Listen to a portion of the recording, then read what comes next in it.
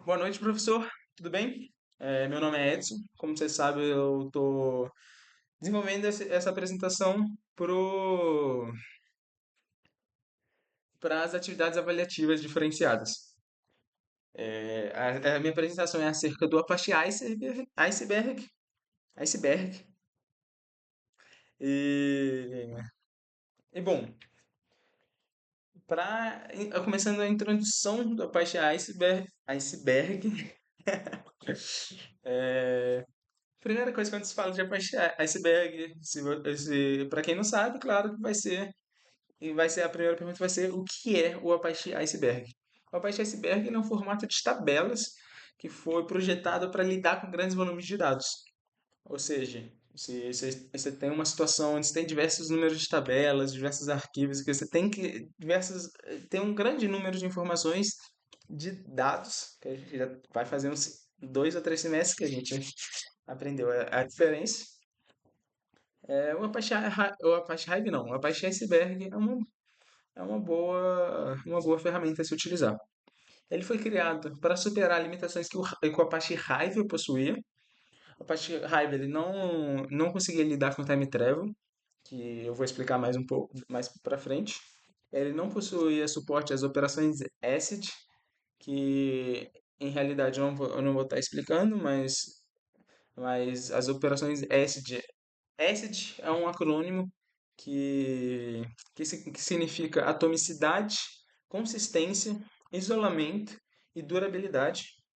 Não vou estar explicando elas porque não convém para o tema da apresentação, mas enfim, o Apache Hive ele conseguia ele tinha um gerenciamento de metadados, por mais que ele fosse pouco eficiente.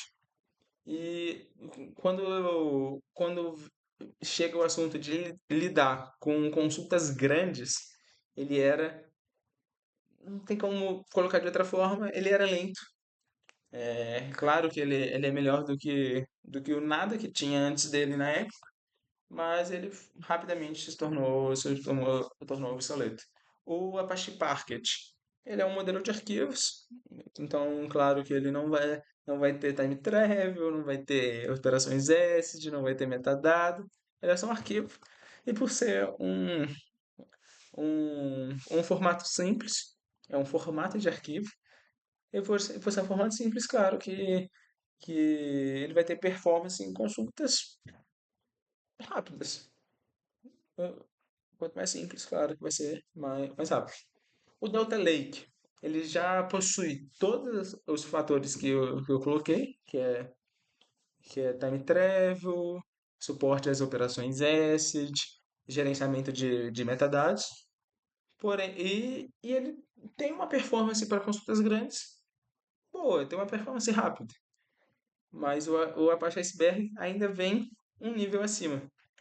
Ele, claro, tem time travel, ele, claro, tem o suporte às operações ACID, ele tem um gerenciamento de metadados muito eficiente, e ele tem uma performance muito, muito boa quando o assunto são consultas grandes. Enfim, as principais vantagens do Apache Iceberg, como eu já falei anteriormente, é possuir esse gerenciamento eficiente de metadados, suporte de time travel, operações ACID, claro, e ele é compatível com diferentes engines. O Spark, que é o que eu vou estar utilizando no projeto, Flink, Trino, Presta e outras que eu esqueci.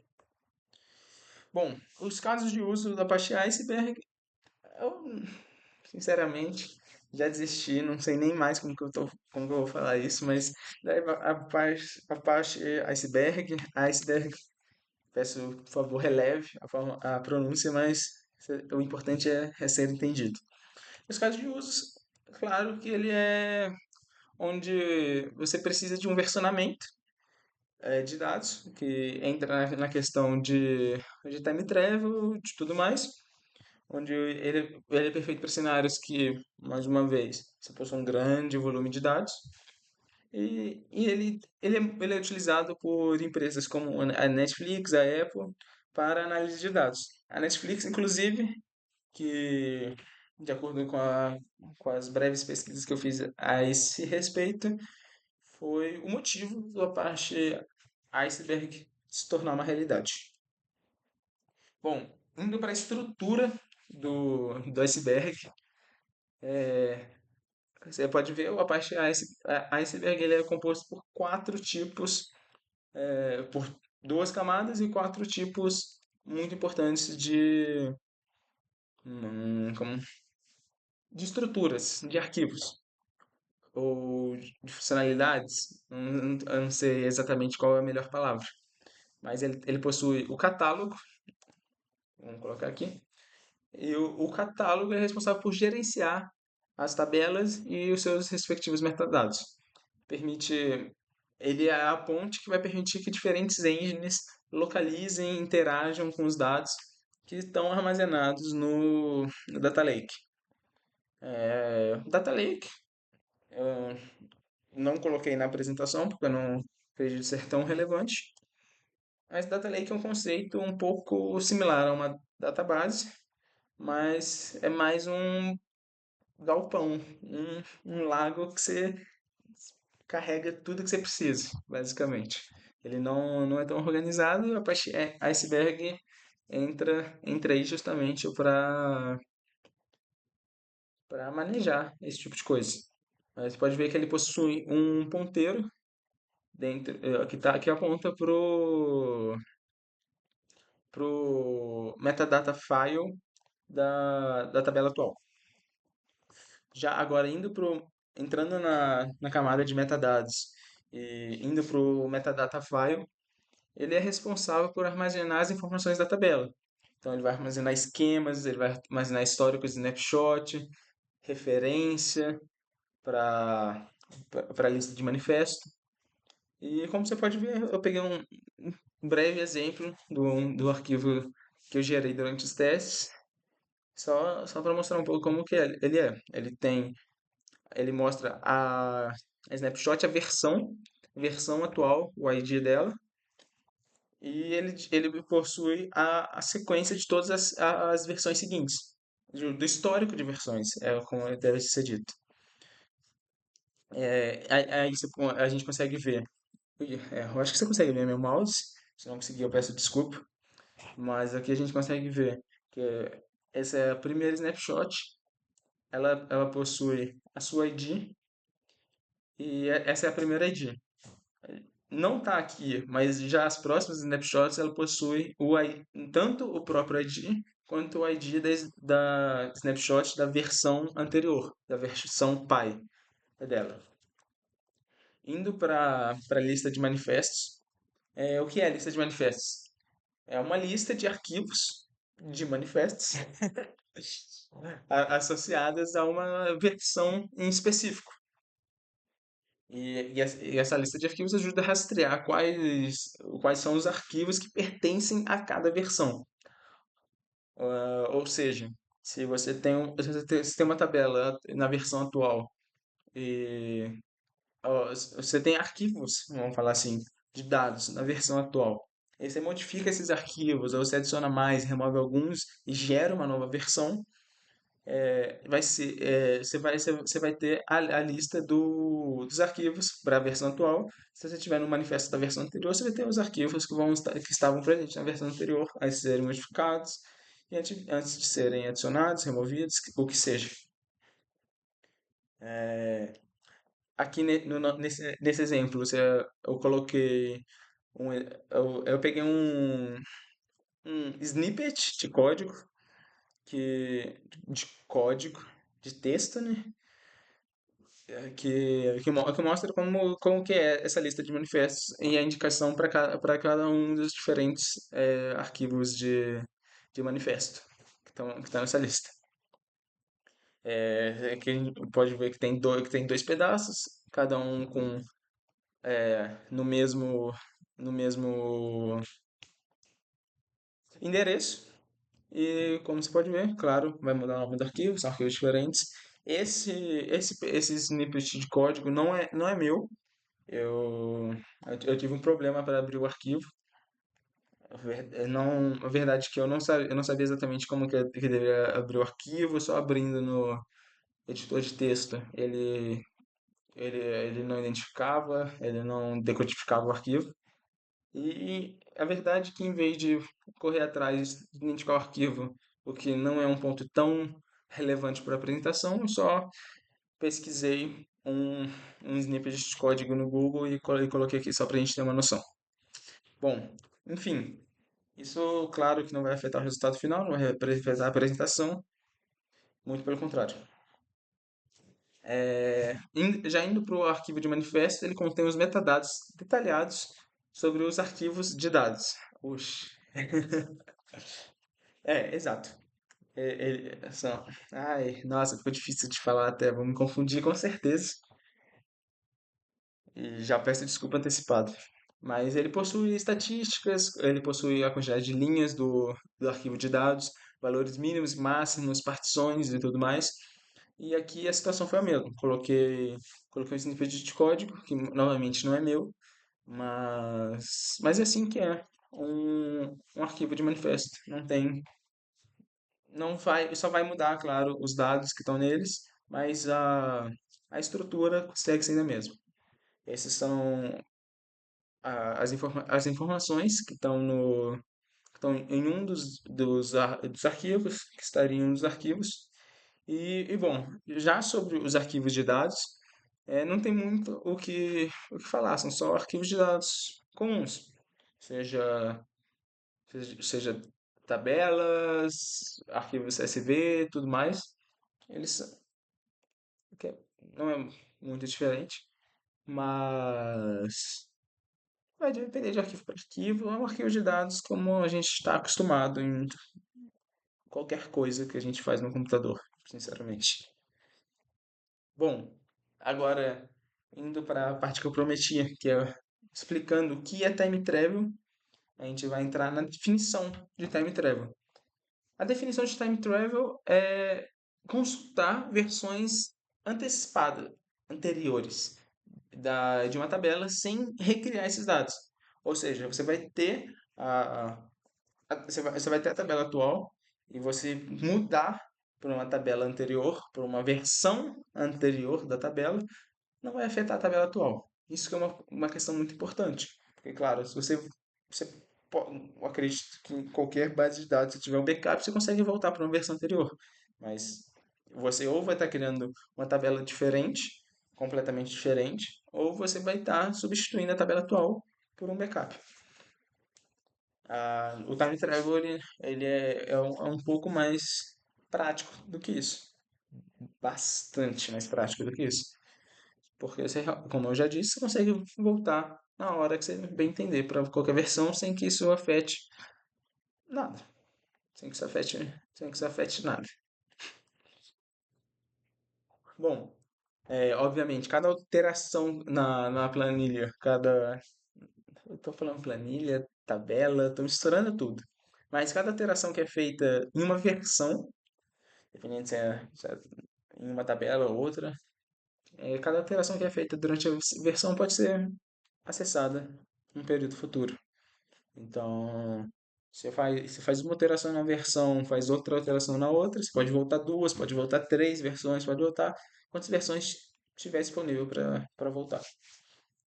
E eu acredito que é um pouco intuitivo, mas o motivo disso ser útil é que você tem você facilita a auditoria desses dados, você consegue rastrear o histórico de alterações, quando que cada alteração foi adicionada, foi realizada, quando cada informação, cada dado foi adicionado, removido, o que seja.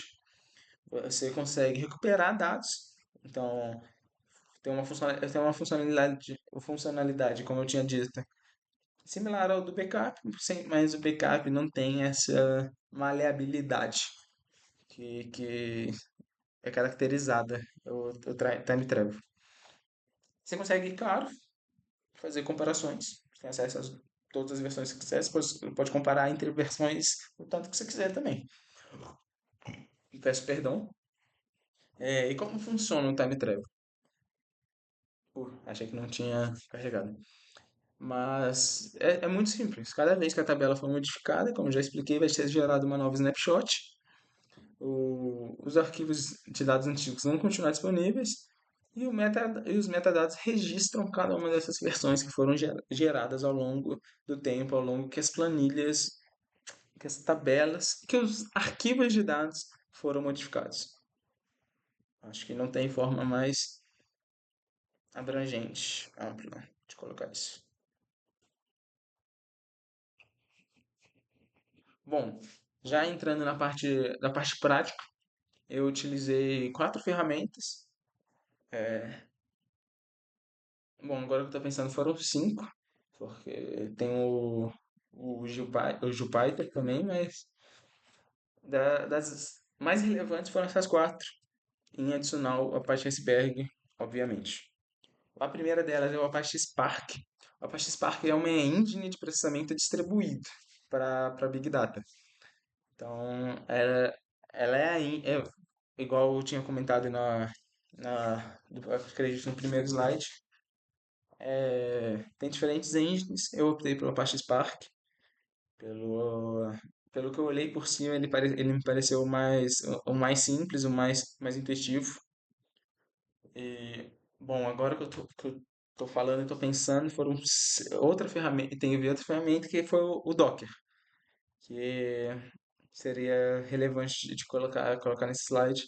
Peço perdão por ter deixado essa passar.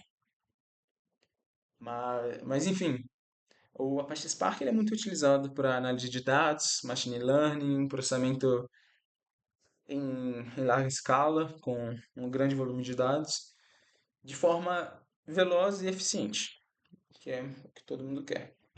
Barato seria melhor ainda. Mas o Minio, não sei como pronunciar, Minio, nem ideia, mas mas ele um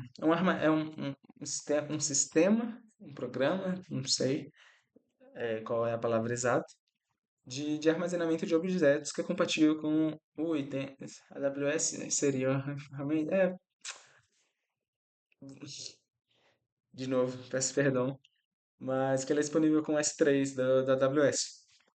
Ele é projetado para ambientes de Big Data, de AI, IA, IA, a gente está no Brasil, que permite escalabilidade, alta performance, de gerenciamento de dados não estruturados. Indo para o próximo, a gente tem o Nesse, o Project Nesse, que seja. Ele é um catálogo de dados que gerencia versões, brands, em tabelas de iceberg, e permite colaboração, auditoria, rollback de dados. Ele é tipo um gerenciador de versões como o Git, o GitHub. Ele permite branches, a gente permite a gente permite ter uma branch principal na tabela, criar uma branch secundária, operar nessa branch secundária, da mesma forma que o GitHub. Ou seja, que todas as modificações na branch secundária não, ou terciária, ou quantas você quiser, elas não vão ser repassadas à branch principal. De forma que você tem qual que seria a palavra? Um, um manejo, uma liberdade de testar, de operar com esses dados de forma que não vai afetar um possível cliente, que não vai afetar a base importante. E por fim, a gente tem o Dremio, que ele é basicamente uma plataforma de SQL. Eu estou usando ele simplesmente para isso, para fazer consultas rápidas. Ele também é possível fazer em consultas interativas diretamente nos data lakes. Ele é otimizado para performance sem necessidade de ETL tradicional. Bom, o principal é isso. Aqui no Docker Container, no Docker, eu peguei quatro imagens, óbvio, do Nesse, do Minio, do Dremio e uma imagem personalizada do Spark. Não fui eu que a criei, mas uma imagem. Deixa eu só verificar se está. Tudo certo com a gravação? Acredito que sim. Deus é bom o tempo todo. Mas, mas é uma imagem personalizada que já tá inclusa com o Jupyter, que já é um pouco mais prática. Eu peguei de um youtuber e autor, que ele escreveu, acho que um dos primeiros livros que saíram sobre o Apache Iceberg. Muito bons os vídeos dele, pouco reconhecimento, mas recomendo, que é o Alex Merced. Bom, obviamente essas quatro imagens estão rodando quatro containers. Não sei se é super relevante, mas eu vou mostrar as portas aqui que eu estou utilizando. O NS está utilizando somente. Uai, mostra todos. Está utilizando somente três portas. O Minio está utilizando essas duas. Uf, me perdi. O Minio está utilizando essas duas. O Spark está utilizando somente a 8888 e o Dremel está utilizando essas quatro portas. Enfim, rodando o Spark, a gente chega, opa, a gente chega nesse diretório.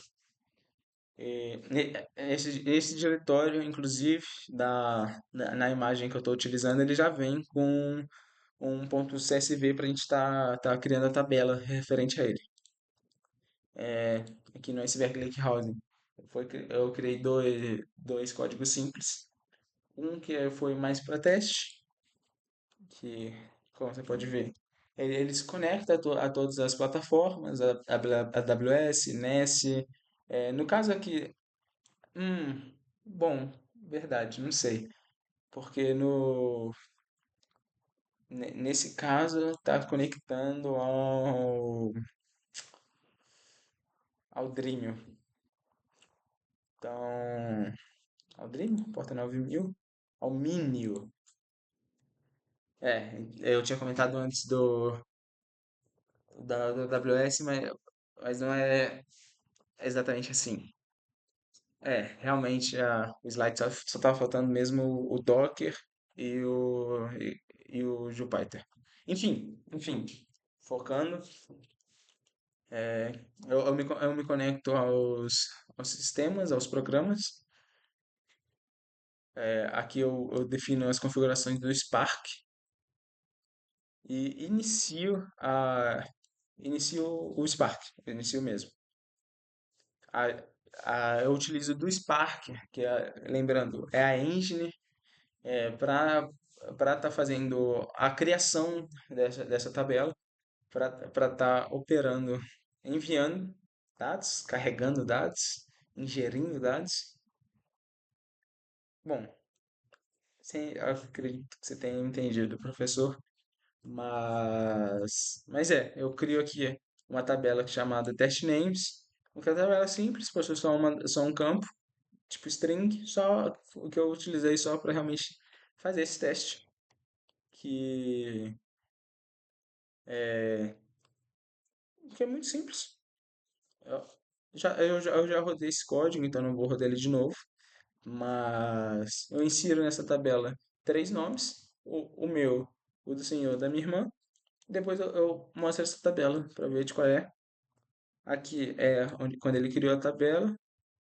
Aqui ele gerou, aí ele inseriu os nomes. Eu estou colocando esse ponto show, mas a verdade é que eu não sei. Eu acho que, pelo que eu entendo, ele mostra a tabela antes de terminar de rodar. Não entendi, para ser sincero. Eu coloquei aqui só por validação.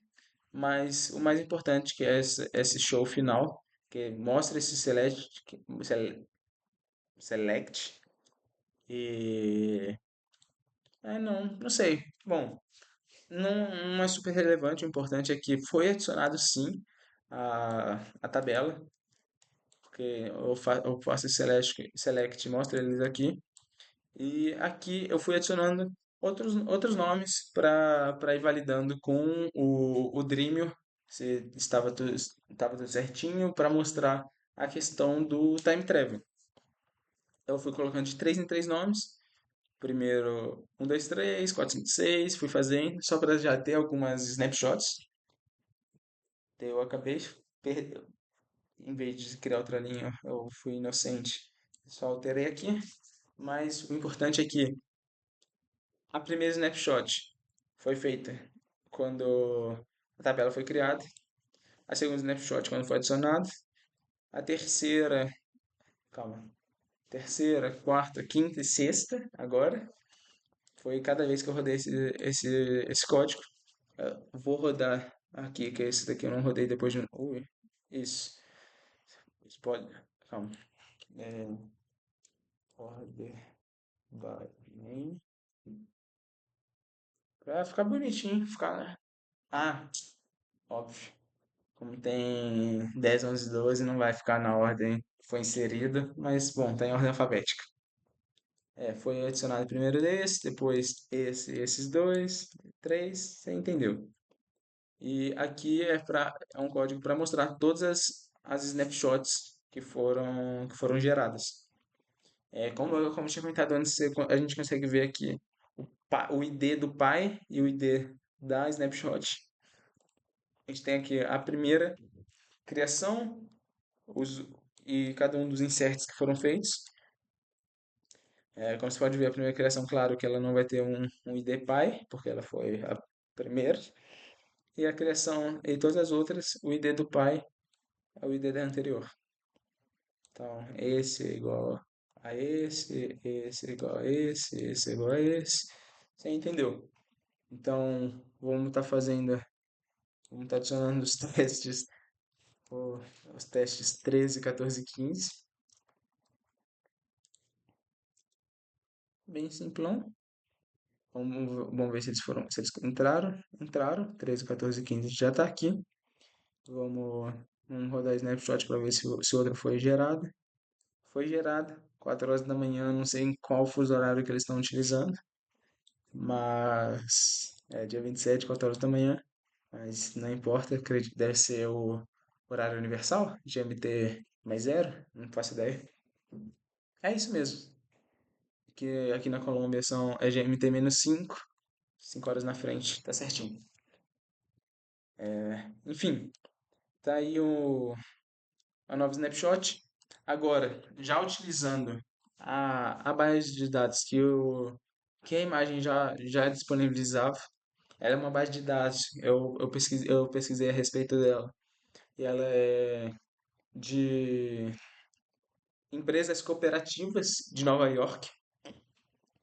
Ela tem todos os dados das empresas cooperativas e de algumas, acredito, na real, mas não importa.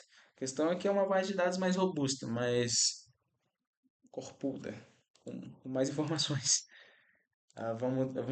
Essa base de dados eu ainda não tinha ingerido ela em uma tabela. Ingerido fica feio demais traduzindo, né?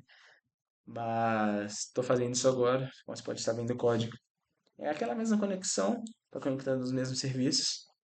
A configuração também não, não muda nada, porque é o mesmo Spark, é a mesma engine que eu estou utilizando, eu só estou mudando os dados. Eu seleciono o arquivo CSV, eu coloco o caminho dele, né? Vamos ver se já. Ixi, já deu bom, graças a Deus. Eu faço a leitura do arquivo, no formato CSV, header true, porque como você pode ver, a primeira linha do arquivo é só o nome das colunas. Eu faço o load desse, desse arquivo e. Ui, nossa, eu viajei um pouquinho aqui, foi mal. Eu crio a view desse arquivo e crio a tabela. A tabela foi criada como worker copy e, e para forçar uma versão a mais, eu não para forçar uma versão a mais, mas para demonstrar o branching que o Nest permite. Você pode ver que Eu crio ela aqui só com só com os nomes, sem, sem nenhuma das informações. Depois eu gero uma nova branch chamada dev, a branch de desenvolvimento utilizando o Nest. Eu faço o checkout, que seria no Git, né? Mas eu faço o checkout para essa branch. Dentro dessa branch, agora eu esqueci de comentar. Ah, mas tá tudo certo. Esqueci de comentar as últimas linhas para fazer, mostrar tudo certinho, mas não faz mal. Eu insiro, depois que eu fiz o checkout para branch, eu mostro as coisas. Isso daqui é a branch dev que foi gerada. Só está mostrando as 20 rows iniciais. Não, tá certinho, peço perdão.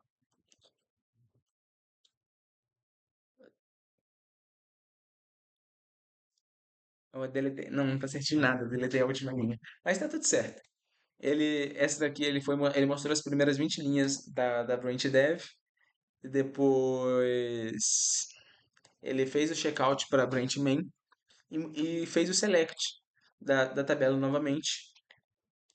E como você pode ver, tá aqui, mostrando as primeiras. Calma, perdão. Tá aqui, mostrando a tabela completa. Ela tá vazia porque a gente só fez o insert na branch dev. Agora, na branch main, eu tô fazendo esse merge e que agora, para mostrar que esse merge foi feito, eu ainda estou na branch main, não foi feito checkout. E agora, pela primeira vez, eu vou mostrar, vou fazer a select dela depois do merge. Ou sobrou um pontinho ali. E aí você pode ver que agora ela já está atualizada. Então, essa é funcionalidade muito importante do NES, que é fazer esse gerenciamento de versões. É, deixa eu voltar a isso para mostrar as snapshots, porque na verdade que já vai ter alguns snapshots, vai ter a da criação da tabela e vai ter a do merge. Então, eu tinha preparado aqui uma linha para estar inserindo um, uma nova linha que seria o meu empreendimento aqui, mas acabou que não precisou. Enfim, indo pro Mini.io, aqui no eu tenho um objeto do warehouse. Esta aqui é a tabela de nomes. Você pode ver, como você pode ver, ela tem os arquivos de metadados referentes a cada uma das snapshots. Já os arquivos de dados estão aqui, tudo certinho. E aqui está do que a gente acabou de fazer. As duas snapshots que foram criadas, da criação da tabela e do merge das duas branches. Então, tá tudo aqui. E se a gente for pro Dremio, vamos no. Já deixei um select pronto. Da, do primeiro teste. Se a gente colocar aqui a primeira snapshot, como você pode ver, a ideia seria ter só três informações. Vamos ver se isso é verdade. Se a gente rodar aqui, tá aí a primeira snapshot. E a gente pode ver cada uma das iterações que foram feitas. Então, se eu pego a próxima e busco nela, já tem os testes um 2 três. Se eu pego a outra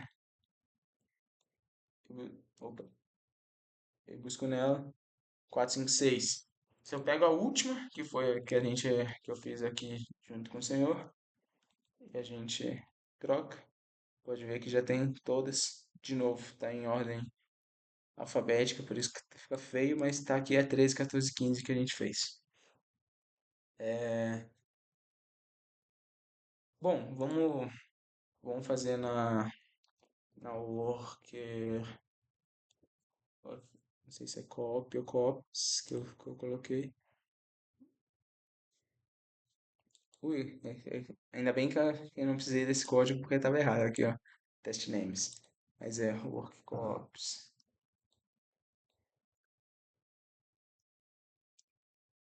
Esse ponto certinho?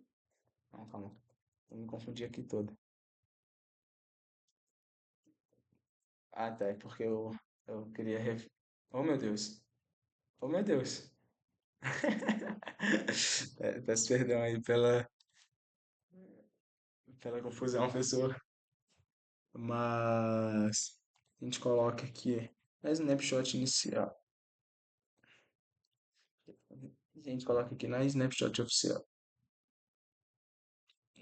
Não tem order by, né?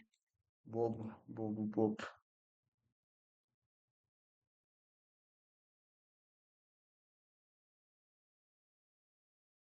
Calma aí um segundo. Eu acho que aquele snapshot é da criação da tabela e essa é a do merge. Então, como essa snapshot é de antes do merge, óbvio que não vai ter dado nenhum. Aqui já está com os dados. É, ele tá mostrando, eu não sei se ele já está mostrando todas as. Acredito que sim. Vamos, vamos colocar aqui pra gente. Opa. Eu acho que sim, acho que fora isso ele tá funcionando ou não? Ui,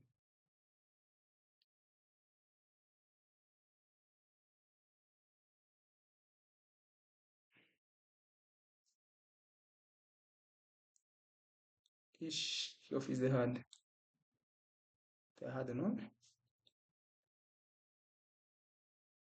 Business name DBA.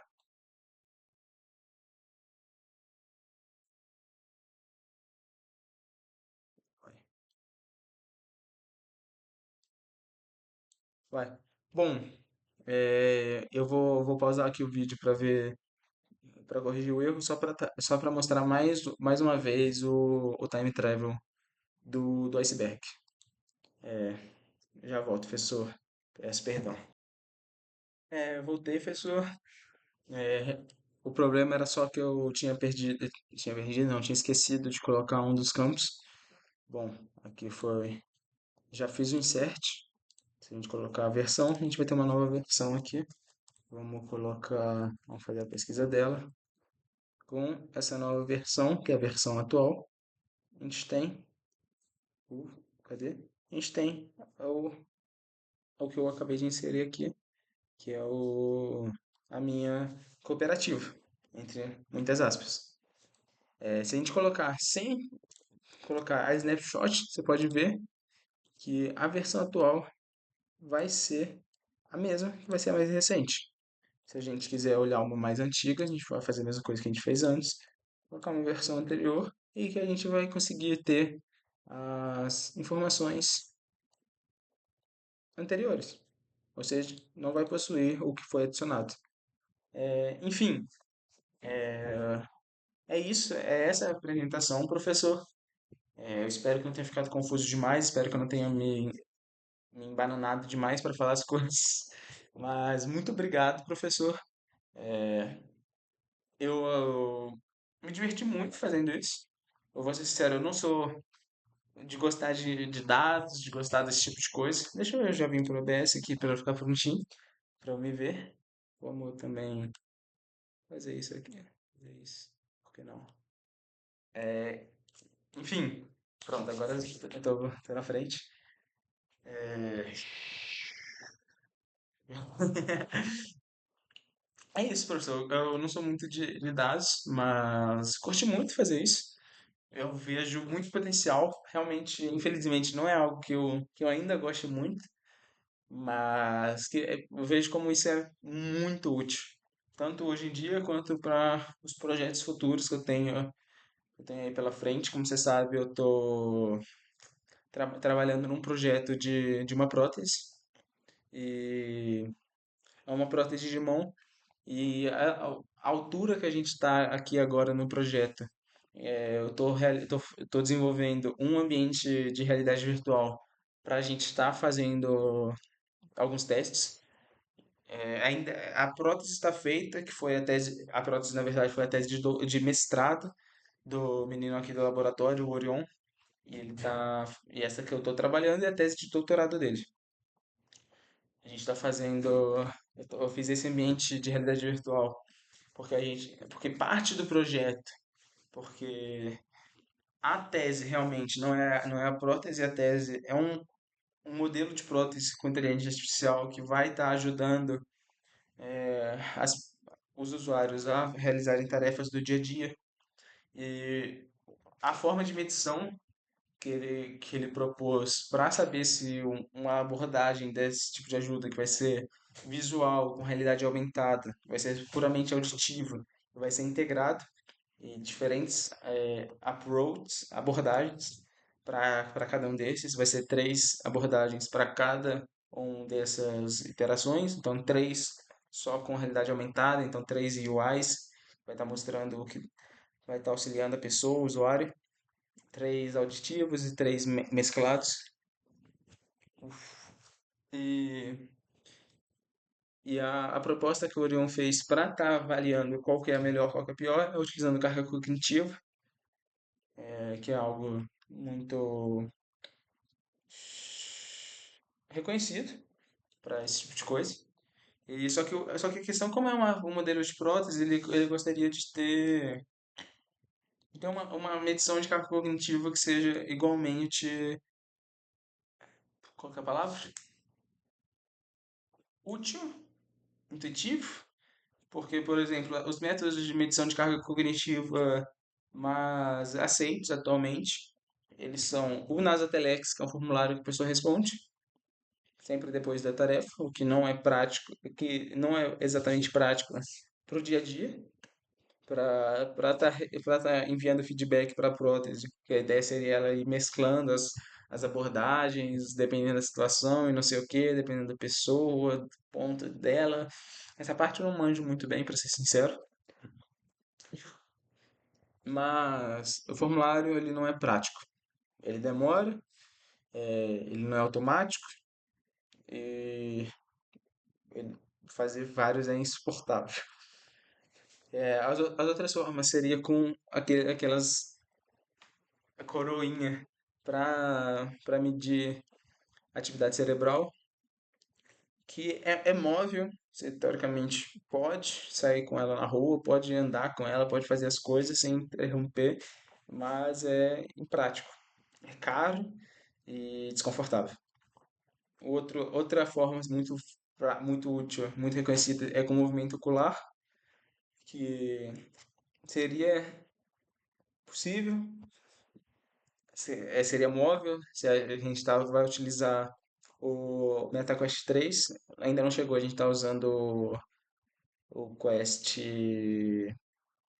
Oculus, né, não é Quest, é Oculus.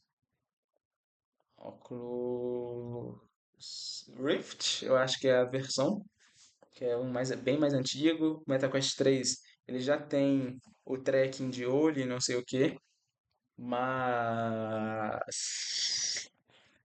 enfim, o que a gente está querendo fazer é associar frequência cardíaca com carga cognitiva. E esse modelo de realidade virtual que eu estou treinando não, que eu estou fazendo, é uma atividade simples inspirada no método de Box in Blocks, que é só pegar vários objetos de um lado da caixa, mover para o outro.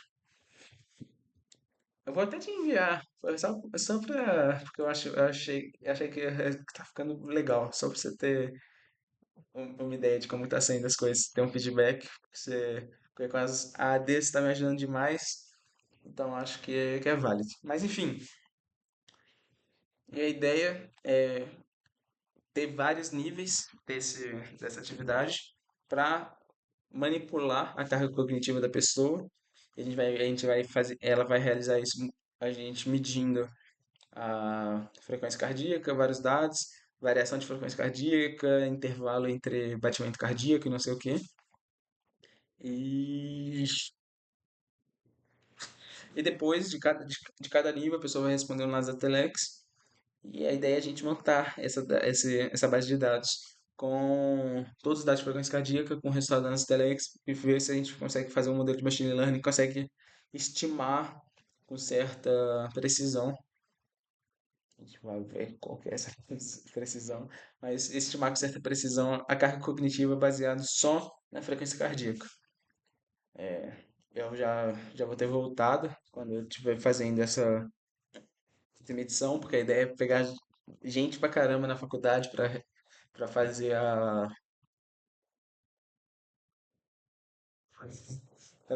para fazer a tarefa e ser tipo 6 pessoas de cada vez, dias e dias. Eu já não vou estar mais lá, eu vou deixar o pessoal do laboratório lidar com isso.